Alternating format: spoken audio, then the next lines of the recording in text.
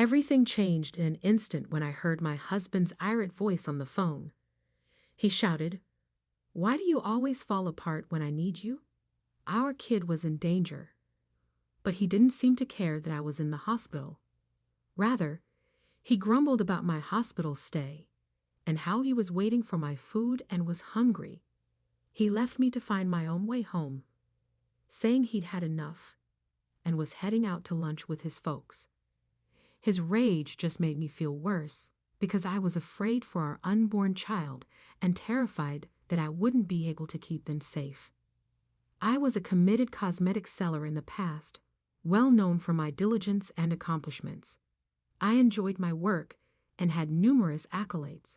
It was a dream come true to meet my husband, and our romance swiftly progressed to marriage.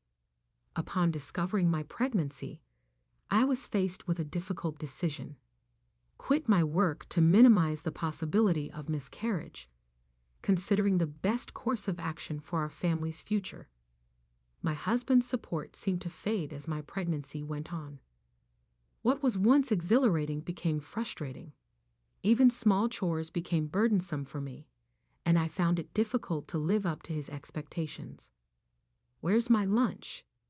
he would inquire, then be critical of my plain sandwiches, claiming I couldn't stand the stench. "Pregnancy is not an illness," he said, brushing off my problems and leaving me feeling isolated. Compared to the man I had fallen in love with, this was very different. He stopped attending doctor's appointments and became less concerned about the household duties that were starting to become too much for me. Once a haven of love and respect, our home seemed to be in a state of perpetual conflict as I fought to keep our infant and myself safe. I hoped that we'd eventually find our way back to understanding each other.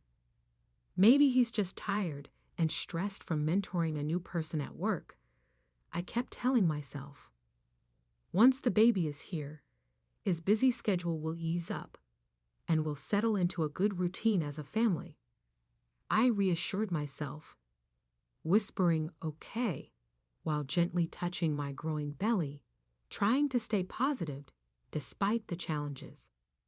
With my changing body and our strained relationship, things between my husband and me didn't improve. On top of that, my in-laws started showing up unannounced, which added to my stress. They criticized the cleanliness of our home and worried about how we'd manage with a baby, but they still expected me to serve them food right away. I felt overwhelmed and unprepared, and their visits always ended with disappointment. My husband never stood up for me and seemed to agree with their criticisms, making me feel like I wasn't good enough. One day, while heavily pregnant and sent out to buy groceries, I collapsed from exhaustion. I woke up in the hospital, having passed out from overdoing it. But thankfully, our baby was fine.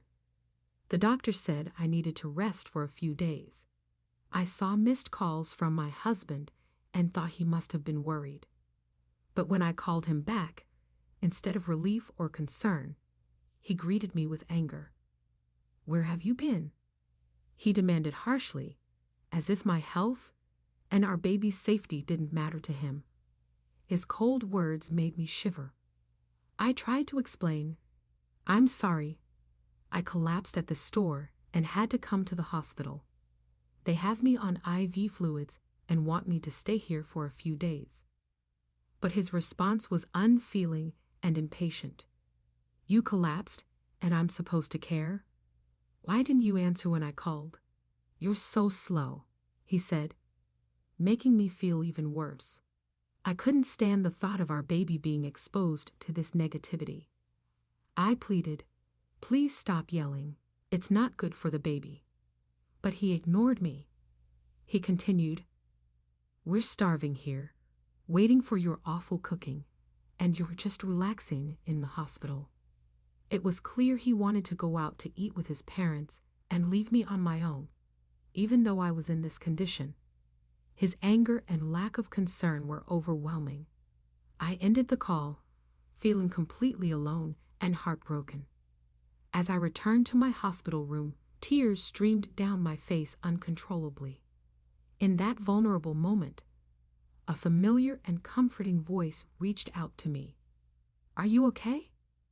I looked up to see Helen, a customer I had grown close to from my days as a cosmetic salesperson, offering me a towel. Seeing her brought me immense relief and warmth. "Helen, it's really you. I'm so glad you remember me." Our unexpected reunion felt like a beacon of kindness and human connection during my darkest hour. Helen was more than just a customer to me. After a tough divorce, she had lost her confidence and stopped wearing makeup altogether. I remember approaching her at the cosmetics counter and offering to help her try some products.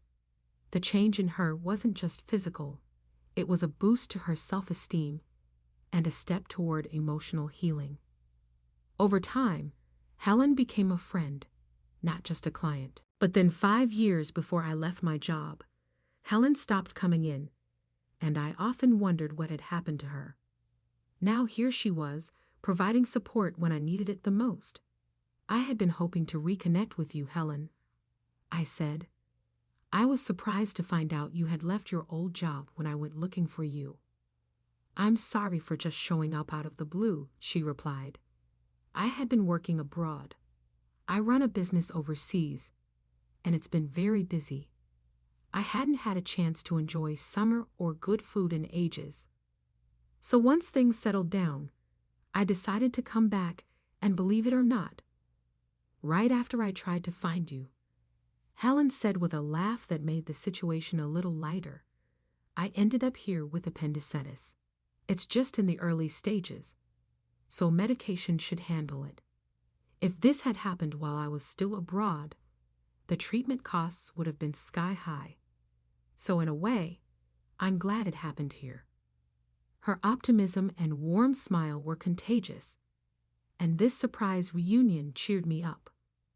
We happily reminisced about old times.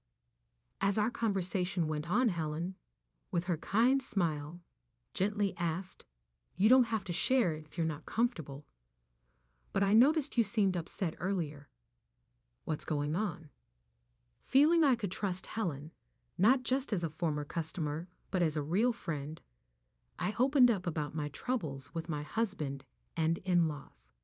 "I'm really worried about bringing my baby into this environment," I admitted. "I'm afraid they'll be treated the same way I am. And without my job, the thought of living independently, especially with a child, feels overwhelming." To my surprise, Helen made a truly generous offer. "I actually have an apartment you could use. I manage a few properties as part of a project I started with land I inherited. It's a cozy 2-bedroom with a separate bathroom, soundproof walls, and it's in a safe neighborhood close to supermarkets and a police station. You wouldn't need to pay a deposit right now, and you can start paying rent whenever you're ready. It's a really good deal. What do you think?" Helen's excitement and sincerity were so genuine that I couldn't help but laugh in disbelief. "Are you sure you can offer it at such great terms?" I asked, overwhelmed by her kindness. "Absolutely," Helen said. "I trust you'll take good care of the place, and I think it's important to support each other in tough times. You're more than welcome to stay there," she assured me with a warm smile. Helen's unexpected kindness felt like a ray of hope. It wasn't just an offer of a place to stay, but a chance for a fresh start. Her generous gesture was something I couldn't refuse. So with heartfelt gratitude, I accepted. Days later, once the doctors gave me the all clear, I left the hospital and moved straight into the apartment Helen had set up for me. She had arranged everything effortlessly over the phone, showing incredible generosity. I didn't go back to the home I shared with my husband. Instead, I embraced this fresh start in Helen's cozy and welcoming apartment. Although I felt a bit guilty about not paying rent right away, Helen just laughed it off, telling me not to worry. While my husband was at work, I went back to our old home to pick up my things. It felt strange and empty, much like how I felt inside. Helen's support went beyond just offering the apartment. She connected me with a lawyer who had helped her before, and this solidified my decision to pursue a divorce. The lawyer's encouragement gave me hope, and with each hospital visit confirming the health of my baby, my resolve grew stronger. One day, as I left the hospital, I was alarmed to see my husband waiting for me. I panicked and tried to leave quickly, but my pregnancy made it hard to move fast. He confronted me about the lawyer and our living situation, gripping my arm tightly. I stood my ground, insisting that any discussions about the divorce, compensation, or child support should be handled through the lawyer. I refused to return home with him as he tried to force me to go back. Just then, a young woman stepped in to help. Rebecca, as she introduced herself, immediately stood in front of me, clearly determined to protect me. Her familiarity with my husband, George, revealed an underlying tension. Rebecca firmly told George he couldn't take me against my will, and even threatened to call the police. Her determination and the mention of the police were enough to shift the situation, giving me a glimmer of hope and the strength to assert myself.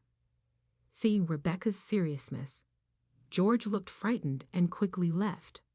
I felt a wave of relief that nearly made my legs buckle. Rebecca immediately came to my side to support me. "Are you okay?" she asked, and I apologized, feeling overwhelmed by relief. Rebecca quickly called a taxi for me, insisting on making sure I got home safely. Despite feeling bad for causing her trouble, she reassured me it was no problem. When I told her my address, she was surprised to learn that I lived just below her. It was a happy coincidence that we were neighbors. Rebecca, cheerful and kind, turned out to be a new employee at George's workplace. She had reported his inappropriate behavior, which led to him being removed as her mentor. George was known for his lack of empathy toward female employees, often making insensitive comments about personal issues like menstruation and marriage. Rebecca shared that George's behavior wasn't just a problem at work. I had experienced it firsthand during my pregnancy. 3 weeks after meeting Rebecca, we had become good friends, enjoying dinners together. She shared that George had been moved to a subsidiary company after multiple complaints and problems at work. Interestingly, Rebecca was Helen's daughter, the same Helen who owned the apartment I was staying in. George had previously bragged about handling Helen's account, but his poor behavior led to his demotion. Helen had pushed for George's transfer after learning about his actions both at work and toward me.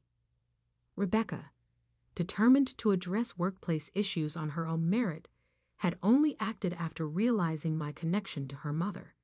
Helen had encouraged Rebecca to gather and present evidence against George, which led to his transfer.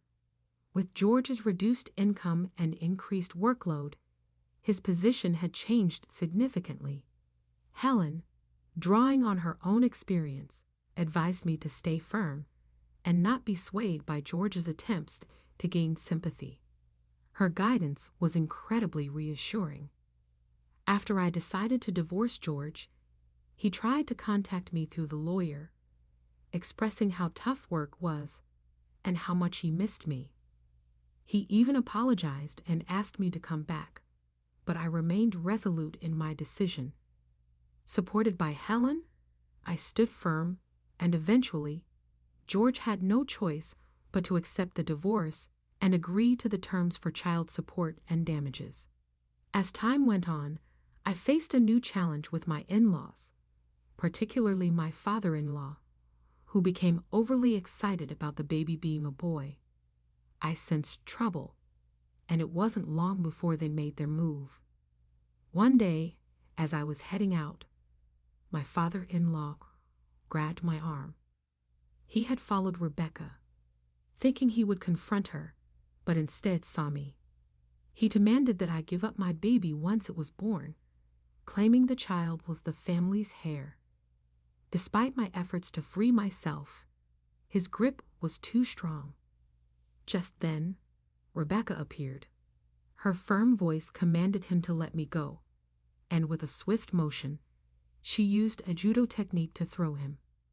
Rebecca, a top-ranked judoka with national titles, had mastered the art of judo to protect herself and her mother during difficult times. She confronted my father-in-law, criticizing him for ignoring George's actions and trying to interfere in my life. She defended my right to start over and made it clear that their meddling was unacceptable. The sound of approaching sirens revealed that Rebecca had called for help before coming to my rescue. My mother-in-law, who had been watching quietly from a nearby car, didn't intervene as the police arrived and took both her and my father-in-law away. He was arrested, and after some reflection, my mother-in-law decided to divorce him and start a new life in the countryside. George, desperate to escape his crumbling life, tried to persuade her to let him move with her, claiming he was fed up with his job and the family drama. However, she firmly rejected him. Through the lawyer, my mother-in-law sent her apologies along with some money as a gesture of goodwill. Helen explained that it's common for people to feel lost after leaving a marriage, and that the money was likely her way of apologizing and supporting my son's future. I was surprised by her change of heart, given her past behavior, but grateful for her attempt to make amends. After finalizing the divorce, I gave birth to a healthy baby boy. My mother-in-law chose to live in the countryside, preferring solitude over staying with George. When my father-in-law was released from custody, he discovered that the house had been demolished by my mother-in-law before she left. With nowhere to go, he ended up moving in with George, which led to more problems. Eventually, George resigned from his job due to his damaged reputation. Despite the upheaval, child support payments continued to come in reliably, likely managed by Helen and the lawyer. Meanwhile, Rebecca's efforts were acknowledged at work, and she rose to the position of project leader, winning the respect of her peers. Helen's endeavors, such as houses for foreigners and women-only properties, were prospering. As for me, I intended to go back to work as soon as my son was old enough. I had been given a job by Helen at the upscale cosmetics business she was launching. She was still there for me, loving my boy as if he were her own grandchild. Rebecca also came to see us, and I was reminded by both of their generosity and strength of character that had gotten me through some of my darkest moments. I was determined to give my son the same strength and protection that these amazing women had given me.